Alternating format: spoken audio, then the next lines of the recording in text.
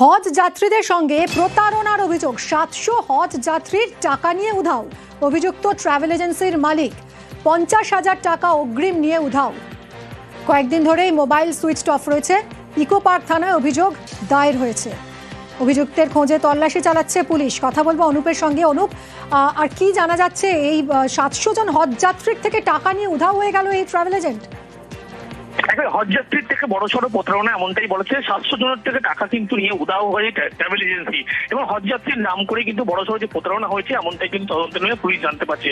মূলত একটি travel agency সেই সংস্থার বিরুদ্ধে ইতিমধ্যেই অভিযোগ করা হচ্ছে, লিখিত অভিযোগ। 700 জন একেবারে হজ যাত্রীর সঙ্গে এইভাবে প্রতারণা করা হয়েছিল।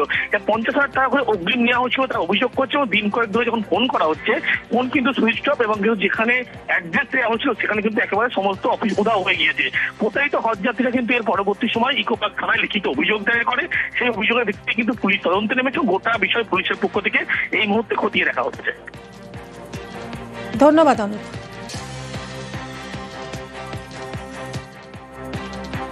ইকো পার্ক থানায় আমরা আজকের একটা প্রতারণার শিকার হয়েছি। আমরা প্রত্যেকে একটা নীলনদ ইন্টারন্যাশনাল ট্রাভেলসের আন্ডারে আমরা যারা রয়েছি, আমরা প্রত্যেকে এক একটা ট্রাভেলসের এজেন্সি। টোটাল ধরুন এই 53-55 জন এজেন্সি, এদের মধ্যে কারো 70 টাকা, কারো 25 টাকা, কারো 30 টাকা, এরকম 700 হাজির টাকা আছে। সমস্ত গরিব মানুষের টাকা এগুলো এরকম আত্মসাৎ করে চলে গেছে। আমাদের সকলের একটাই আর্জি, উপযুক্ত শাস্তি এবং আমাদের টাকাটা যেভাবে উদ্ধার করতে পারি, যাতে আমরা এরকম একটা অসহায় এখন আমরা